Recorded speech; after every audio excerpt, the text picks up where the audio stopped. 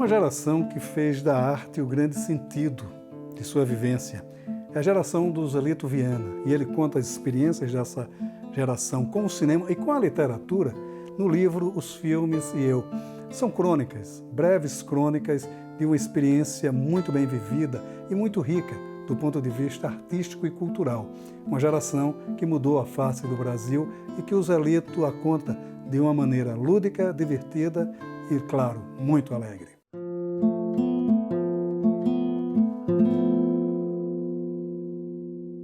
Zelito, Os Filmes e Eu, que é o seu livro de estreia, que são lembranças suas da sua trajetória como cineasta, mas ele tem uma certa pegada literária, porque prevalece o contador de histórias, ou pelo menos você alinhava o livro quase como um livro de crônicas.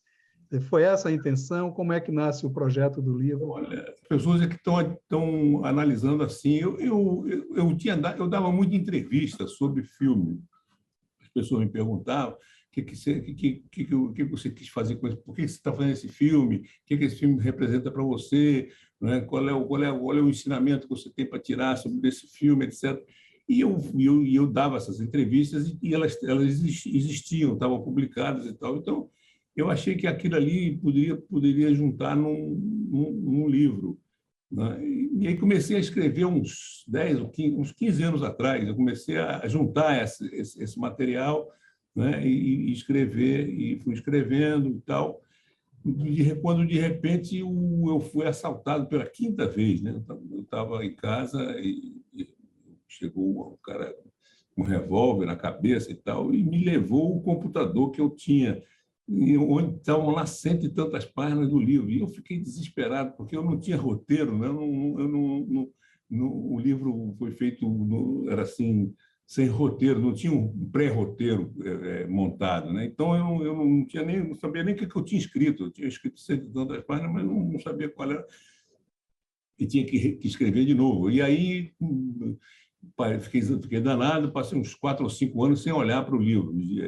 Quando veio a pandemia, na pandemia a gente fica olhando para a cara da gente assim, na tela, como eu estou fazendo aqui com você, vai descobrindo que está ficando velho, que as rugas aumentaram, né? Vai dando um bode na cabeça. Eu falei, quer saber da coisa? Eu vou acabar aquele livro, vou fazer o livro, né, antes que acabe. Mas, então, aí meti a cara, né? Na pandemia também tinha mais tempo, tinha menos coisa para fazer, não podia sair de casa, né? E aí, pronto, comecei a escrever e eu exatamente, vou dizer, eu não sei se eu reproduzi aquelas páginas que eu tinha perdido ou não, entendeu? Isso não tem como saber. Mas aí eu estava lá com essa coisa já mais ou menos escrita, quando apareceu uma amiga minha aqui em casa, Ana Maria Machado, né? Que eu falei, a Vera, minha mulher, falou para ela assim, o Zelito está escrevendo um livro. Escreveu um livro? Então, cadê o livro? Quero ver, quero ler. Ela pegou para ler. E ela me deu muita força, porque ela gostou do livro, uma acadêmica, né? Então, aí ela mesmo se encarregou de encontrar o Rodrigo Lacerda, o editor, que leu e que gostou também, falou, vamos publicar, e aí pronto, e aí deu certo, e estamos aqui dando entrevistas. Aí eu descobri, quer dizer, por que na verdade, devia ter alguma razão de eu fazer esse livro, porque as pessoas perguntam isso, né? E eu aí cheguei à conclusão de que eu pertenço a uma geração muito rica de pessoas, né? de gente no cinema, no teatro, na televisão, nas artes plásticas, na música, né? A geração que eu pertenço, né? ela é muito, eu vou dizer, pródiga de nomes muito importantes da cultura brasileira. Então, na verdade, virou um certo tributo à geração que eu estava no lugar certo, na hora certa. O livro perpassa todo aí o Jabor, o Cacá, o Nelson Pereira dos Santos, Chico Buarque, enfim. Chico Buarque, Tom Jobim, Tom Jobim, esse Gilberto, pessoal todo, né? Agora, há uma coisa interessante no livro, que você resgata uma característica muito forte dessa geração, que é uma característica literária, que sempre foi muito ligado à literatura, né? Isso, de certa forma, você que vem da matemática, você que se formou em engenharia, quer dizer, isso, de certa forma, também o influencia? Olha, eu te digo sinceramente, eu não, eu lia muito, eu lia muito na minha vida. Eu sempre eu tive uma infância muito ligada ao livro, né? Então talvez isso tenha me ajudado a aprender a escrever, mas eu não tinha essa pretensão literária nenhuma, zero pretensão literária. Mas estou dizendo que são crônicas. Eu estou, por enquanto, ainda não assimilei o fato de ser literato. Na verdade, eu sou apenas, quer dizer, agora eu sou um bom contador de histórias. Isso eu sempre fui e as pessoas me estimulavam muito a escrever, porque quando eu contava história, né, e as pessoas me estimulavam a escrever, diziam que eu era engraçado, que eram histórias cômicas e tal. Então, é isso aí. Tem coisas que no livro que, de repente, ultrapassam, digamos assim, talvez só a mera contar a história, né? Tem reflexões, assim, talvez.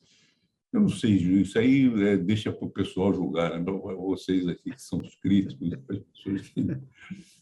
Agora, você sempre trabalhou muito em adaptações para o cinema de textos Sim, literários, né? isso No sim. caso do Morte e Vida Severina, Uma Noite Boa para Voar, Os condenados. Os Condenados. Você também trabalhou, creio que, na produção do O Irá, né, que é do Gustavo Dalmas, que você trabalhou. Quer dizer, como é esse mecanismo de traduzir o texto para a imagem? Olha, isso aí é uma tarefa difícil. Em geral, os maus romances é que dão os bons filmes, né? Aí você vê que não tem nenhum filme bom de Proust ou de, né? Não tem, as pessoas são romances, porque são duas linguagens totalmente diferentes, né? Agora é um desafio. Quando peguei, por exemplo, a obra do Oswald de Andrade, que para mim foi um desafio maior, né? Pegar um romance do Oswald para botar na tela, eu procurei, digamos assim, colocar nesse filme outras obras do Oswald que não apenas aquela da trilogia dos Condenados, né? Então, trazer a atmosfera do Oswald para dentro do cinema. Esse é que é o desafio, digamos assim, que a gente tem quando pega o Morte e Vida Severina do João Cabral, né? Ele mesmo que me mandou misturar com o Rio, misture com outro poema. Então, na verdade, o que tentei criar foi a atmosfera do autor, né? A atmosfera que ele transmite. Isso aí, mas isso, vamos dizer assim, isso é muito comum, digamos assim, no cinema, né? O cinema é muito, muito ligado à literatura. A adaptação literária no cinema ela é profícua, né? Digamos, tem muito, muito, muito romance. Agora é difícil, não é? Porque a gente tem que, né? Tem autores que se prestam, mas Jorge Amado, por exemplo, é um ótimo autor para filme, né? Os filmes, os romances do Jorge, todos eles deram filmes interessantes, né? Todos eles deram histórias boas para o cinema e tal. Agora já, por exemplo, o Guimarães Rosa, né? Que é uma coisa mais densa, mais forte, não tem tanta assim, não é tanta força no cinema, né? Quanto Graciliano é que deu sorte, porque pegou Vidas Secas e São Bernardo, né, que são dois filmaços. E o Memórias do Cássaro também. Memória do Cássio também esqueci, claro. E Memória do Cássio tem é genial, é um filmaço. genial aquele. É. O Nelson Pereira participou também de um filme que são 3 contos do Graciliano adaptados por cineastas diferentes. O Nelson faz um deles, eu não lembro quem são os outros dois. Né? Agora, na sua adaptação do Morte e Vida Severina, resulta uma coisa curiosíssima. Eu nunca vi o filme, né? Mas eu tenho até hoje o disco lançado pela Marcos Pereira. É isso. É engraçado que você consegue, a partir da leitura dos autores, descobrir a imagética do filme, né? Quer dizer, como foi também esse trabalho de trazer esses autores para aquele ambiente tão árido, né? do João Cabral, né? E o João Cabral, inclusive, ele tem um grilo com música, né? Ele não gostava de música. Ele tem uma frase dele ótima, que ele diz assim: a lucidez, a característica mais importante do ser humano é a lucidez, e a música é feita para tirar você da lucidez. Então, eu não quero saber desse troço, né? Então, a música do Chico Buarque, quanto melhor a música para ele, pior era, né? Porque mais você saia fora da lucidez. Mas o Chico Chico fez uma Buarque música conta. linda. Não, e o Chico Buarque conta uma história que uma vez encontrou com o João Cabral e ele tinha lançado Construção, e o João Cabral fez uma crítica ao disco, né? Olha, eu vou lhe confessar uma coisa, eu gostei muito das suas proparoxítonas, porque a Construção é cheia de proparoxítonas. Era o João Cabral. Só proparoxítona, né? Essa é a cara do João. Mas então,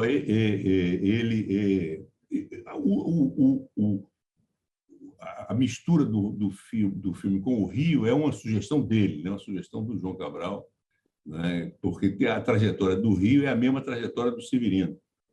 Então, eu misturei e juntei com um documentário. Eu acho que tem coisas muito interessantes no filme. Tem um plano do filme que eu acho sensacional. Não sei se eu acho que eu contei no livro, em que o ator se mistura com as pessoas e você não sabe se é documentário, se não é documentário. Eu acho que ali é um momento interessante do cinema, porque o cinema tem essa coisa da dualidade do documentário e da ficção, né? Que na verdade é uma coisa só, né? O ideal seria que você, né, ficcionasse os documentários e documentasse a ficção. Eu, por exemplo, procuro sempre misturar essas coisas uma na outra e às vezes dá certo. Você trabalha muito com isso. O Villa-Lobos está cheio desses momentos, né? Quer dizer, quando um dos momentos, assim, acho que um dos grandes momentos do filme, que é a passagem dele pela Amazônia, onde não se há registro, né, da passagem dele pela Amazônia, e que ele próprio ficcionava, e que você traz isso à tona também, né? Quer dizer, como foi trabalhar literariamente uma coisa que a gente sabe que existiu, mas que não se sabe como existiu. E o Vila fazia dessa viagem à Amazônia um mistério fantástico. Ninguém sabe, nem se ele foi ou não à Amazônia, né? Ele deixou sempre em dúvida. Dizem que foi, tem uns que dizem que foi o Roquete Pinto que fez a pesquisa toda, que trouxe para ele prontinha. Mas o fato é que ele sumiu da família dele durante 4 anos, né? Durante 4 anos ele sumiu, e a mãe dele até rezou uma missa de 7º dia pela morte dele e tal. Mas onde ele foi exatamente, ninguém sabe direito. Então, como ninguém sabe, eu falei, então eu vou saber, eu mesmo vou fazer. Então, eu misturei um pouco ali a minha vivência com índio, né? Que eu tenho muitos trabalhos que eu fiz com várias tribos indígenas pelo Brasil afora. Então, misturei ali, por exemplo, tem uma cena do filme do Villa-Lobos, que é uma coisa que aconteceu comigo. Eu entrei numa aldeia que era pouquíssima. Acho que eu era o 8º branco a entrar na aldeia, então os índios eram muito primitivos ainda e tal. Então quando nós entramos lá, estava eu, minha filha e Dom Tomás Balduino, e os índios espalharam um para cada lado, para cada lugar, e sumiu. Daqui a pouco eu fiquei procurando cadê minha filha, cadê o Dom Tomás, e fiquei sozinho, e os índios em cima de mim, querendo tirar minha roupa e me levar. Foi uma experiência muito forte. E aí, de repente, eu estava morrendo de medo. Quando eu olhei, tinha uma menina assim me apresentando um prato de comida, né? Ou seja, eu que estava apavorado, mas, na verdade, ali eu estava num lugar seguríssimo, né? E aí essa cena eu botei no filme para ilustrar um pouco esse contato, né, entre os povos que estavam aqui antes da chegada do branco e nós. Também no livro você conta algumas coisas de maneira interessante, que é a sua visão frente aos ídolos, né? Quer dizer, essa dissipação, né, de que você tem. Você fala daquele porre que você tomou junto ao Chico Buarque, e que ficou a noite toda. Você sabe que é um gênio e tal. Querendo convencer ele que ele era um gênio. Pior que eu tinha razão. Mas eu enchi o saco dele de uma maneira extraordinária. Realmente, a obra do Chico é uma coisa fantástica. Né? Um cara escreve a quantidade de músicas que ele escreveu, na quantidade que ele tem, é muito difícil, né? E tudo de boa qualidade, né? Tem uma poesia extraordinária e música também. Né? Então, inclusive, nega um pouco isso, a qualidade musical do Chico Buarque, que é extraordinária. É extraordinária. Ele é um grande músico, na verdade. As pessoas não falam que é só poeta, não é, não. Ele é músico também, é um tremendo músico. Né? Mas ele não é, a gente não sabe, não. Eu ficava, né? E aquele bêbado, quanto mais o uísque vinha para a cabeça, mais eu insistia. Não, você é um gênio, cara. Agora, os 2 Anísios de sua vida, né? Quer dizer, o seu pai, que tem aquela vivência interessantíssima de você conhecer uma nova família já aos 20 e tantos anos, né? E o seu irmão, o Chico Anísio, né? Quer dizer, foram influências muito grandes também na sua vida, pelo que você conta no livro. O Chico Anísio é meu irmão, vamos dizer assim, mais próximo. Né? Eu sou o caçula, 7 anos mais novo do que ele. Quando eu cheguei na família, era temporão total, era um menino no meio de gente grande. Então, o Chico era o cara mais próximo de mim, então foi meu irmão, assim, querido o tempo todo, era quem me tomava conta da minha primeira bicicleta, né, que me deu, etc. Era uma pessoa muito chegada, né, dormíamos no mesmo quarto e tal. Então, eu tinha uma afinidade muito grande com ele, né? Da família, a pessoa mais próxima a minha era ele. O Chico Anísio é um gênio, né? Uma pessoa totalmente fora dos quadros, né? Da humanidade. Né? Eu, uma vez, fiz um trabalho para a TV Globo para o Canal Brasil sobre o Chico, a obra dele e tal. Eu fiquei assim uns 3 meses no computador, passando para lá e para cá os personagens dele, né? Ia e voltava, sem nenhuma preocupação de ser engraçado ou não ser engraçado. Né?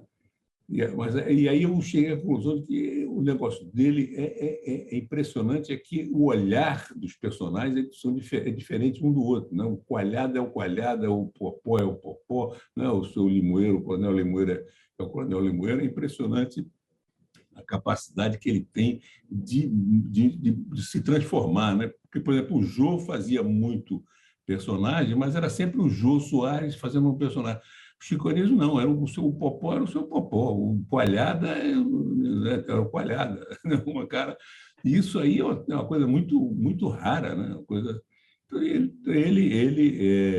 Nós fizemos um filme junto que, infelizmente, não deu, quer dizer, até deu um dinheirinho e tal, foi uma operação comercial que funcionou, mas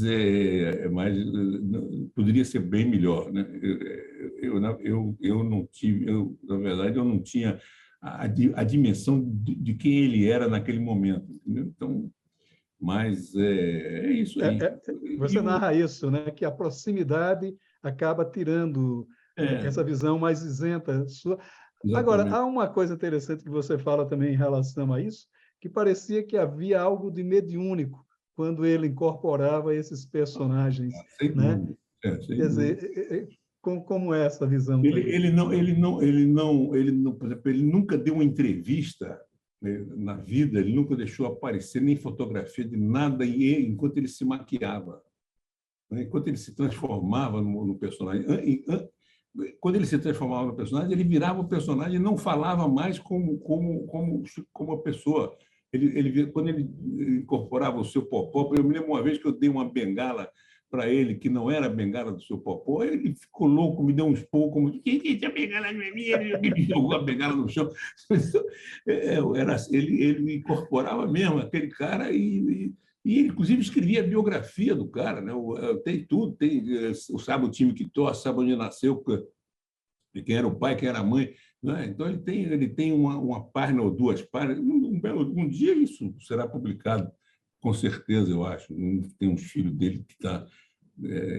a herança dele assim, literária e tal ficou na mão dos filhos. Então, eu tenho a impressão que um dia vai sair. Mas é impressionante. Ele sabe a religião do personagem, qual é o time dele, que ele torce, quem é o pai, quem é a mãe, onde ele nasceu, onde ele viveu. Então, é uma coisa, realmente é um troço mediúnico. Dá a impressão de que baixa um santo nele.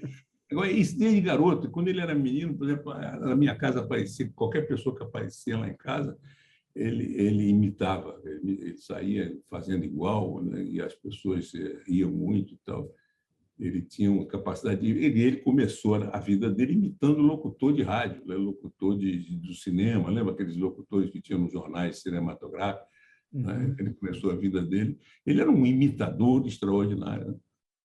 Bom, o livro está pronto, o livro está circulando, e as novas perspectivas, quer dizer, os novos projetos, as novas... Quer dizer, deu ânimo para fazer alguma outra experiência? Eu vou exibir um filme que eu fiz interessantíssimo. Nessa pandemia mesmo, eu encontrei num computador, né, mexendo em coisa do computador, encontrei a transcrição de uma entrevista que o Darcy Ribeiro me deu em 1977. E esse ano agora, em outubro, é o centenário do Darcy. Então, eu peguei essa entrevista e botei o Marquinhos para ler a entrevista. O Marquinhos Palmeira, meu filho, botei para ele ler a entrevista e tal, e saiu uma coisa bem interessante. E aí o Egberto Gismonti me deu a música, o Sebastião Salgado me deu as fotografias. Então virou um objeto, quer dizer, com escrete brasileiro, né? Sebastião Salgado, Egberto Gismonti. Então, Marquinhos Palmeira chama Da Terra dos Índios aos Índios Sem Terra. É uma reflexão sobre índio que o Darcy fez, que em 77, por ocasião do filme que eu fiz lá, né? Isso aí eu vou fazer. Eu vou fazer também um documentário sobre a Marília Pêra, tá? Já está contratado, vou fazer para a TV Globo, um documentário sobre ela, e vou fazer um longa-metragem que é inspirado nessa história do meu pai, de sedução, né? de que eu descobri oito. Eu cheguei é engraçada a história, eu cheguei no Maranhão para pegar ele doente, e ele olhou para a minha cara assim e falou assim: eu tenho um filho parecidíssimo com você, ele mora no Rio de Janeiro, o nome dele é Zelito. Eu falei: pô, sou eu. O que você está fazendo aqui? Eu não podia estar lá, a cabeça dele não sincronizava, não montava, né? O cenário, eu não podia estar lá. E aí conheci 8 irmãos de uma vez. Foi uma experiência forte, uma experiência bastante forte. Então, o filme começa com essa história, com essa vivência do personagem, né? E vai em frente. Zelito, só uma dúvida, pessoal. Foi você quem fez? Porque existe um filme onde o Marcos Palmeira lê a crônica sobre a morte, a crônica escrita pelo Euclides da Cunha. Foi você que fez, né? Eu tenho esse filme. A Última Visita. Muito bonito. A Última Visita, exatamente, bonito, que é a crônica, bonito, que é a crônica do Euclides da Cunha sobre a morte do e aquele menino é o Astrogildo Pereira, né? É interessantíssimo isso. Maravilha. Eu não falei desse filme no livro. Muita coisa que eu não falei no livro está me dando vontade de fazer outro livro. Tem muita coisa que eu esqueci. Eu e os outros filmes. Os outros filmes. Tá bom. Valeu, Maurício. Muito obrigado. Um grande abraço. Um abraço. Tchau, tchau.